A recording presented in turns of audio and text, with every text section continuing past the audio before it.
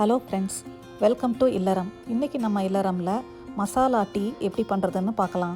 அதுக்கு முன்னாடி இல்லறம் சேனலை சப்ஸ்கிரைப் பண்ணாதவங்க சப்ஸ்கிரைப் பண்ணி வச்சுக்கோங்க. கூடவே பக்கத்தில் இருக்க பெல் பட்டனையும் கிளிக் பண்ணி வச்சுக்கோங்க. இதுக்கு நான் 2 கப் அளவுக்கு எடுத்திருக்கேன். நீங்கள் செய்கிற அளவுக்கு கூட குறைச்சி சேர்த்திக்கோங்க. இதுக்கு ஒரு சின்ன துண்டு இஞ்சி, மிளகு ஒரு 5, சோம்பு ஒரு 1/4 டீஸ்பூன், அன்னாசி முக்கு ஒரு துண்டு. நமக்கு இவ்வளோ பெருசு வேண்டாம். நான் 2 கப்பு டீக்கு அதிலிருந்து ஒரு சின்ன துண்டை உடச்சி எடுத்துருக்கேன். இந்த அளவு போதும். ஒரு சின்ன துண்டு பட்டை, ஒரு கிராம்பு, ஒரு 2 பிஞ்ச் அளவுக்கு சுக்கு, ஒரு ஏலக்காய். இப்போது இதை எல்லாத்தையும் நம்ம போட்டு இடிச்சிக்கலாம். மிக்ஸிலையும் பொடி பண்ணிக்கலாம். நான் கொஞ்சமாக இருக்கிறதுனால கல்லுலேயே பொடிச்சிக்க போகிறேன். நான் சுக்கு பொடி எடுத்திருக்கேன், அதனால் இதில் போடலை. நீங்கள் துண்டாக எடுத்துருந்தீங்கன்னா இதில் போட்டு இடிச்சிக்கோங்க. இப்போது இதை நல்லா நம்ம இடிச்சிக்கலாம். இந்த அளவுங்களில் நம்ம நிறைய மிக்சியில் பொடி பண்ணி ஸ்டோர் பண்ணிக்கிட்டோம்னா நம்ம அப்பப்போ டீ போடும்போது இதிலேருந்து போட்டுக்கலாம். இஞ்சியை மட்டும் துருவி விட்டுக்கலாம். இது நல்லா இடித்தாச்சு. இதனோட நம்ம எடுத்து வச்ச இஞ்சியும் போட்டு இடிச்சிக்கலாம்.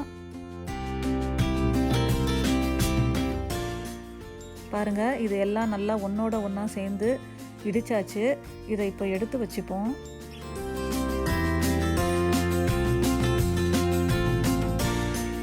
இப்போ ஒரு ஸ்டவ்வில் பாத்திரத்தை சூடு பண்ணிவிட்டு 2 கப்பு டீக்கு நான் 1 கப் பாலும் 1 கப் தண்ணியும் எடுத்துக்கலாம். டீக்கு பாதிக்கு பாதி தண்ணி இருந்தால் தான் நல்லா இருக்கும். அதனால தான் இப்போ இதை நம்ம பாத்திரத்தில் ஊற்றிக்கலாம். கூடவே நம்ம இடித்து வச்சதையும் அதில் போட்டுக்கலாம். நான் சுக்கு பொடியாக எடுத்ததுனால அதை நான் இப்போ இதில் சேர்த்த போகிறேன். அதையும் இதில் சேர்த்திடலாம்.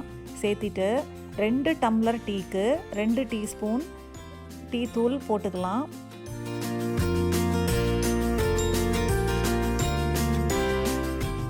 இதை போட்டுட்டு இது ஒரு 5 நிமிஷம் நல்லா கொதிக்கட்டும்.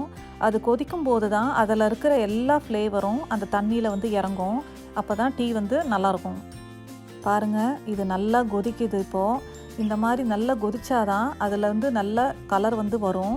இதை அப்படியே எடுத்து ஒரு தடவை கலக்கி விட்டுக்கலாம்.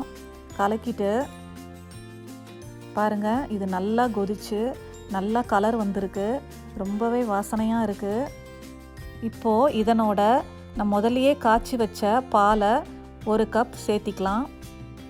பாலை சேர்த்திட்டு ஒரு 2 நிமிஷம் இது நல்லா கொதிக்கட்டும். டீ நல்லா கொதிச்சிடுச்சு.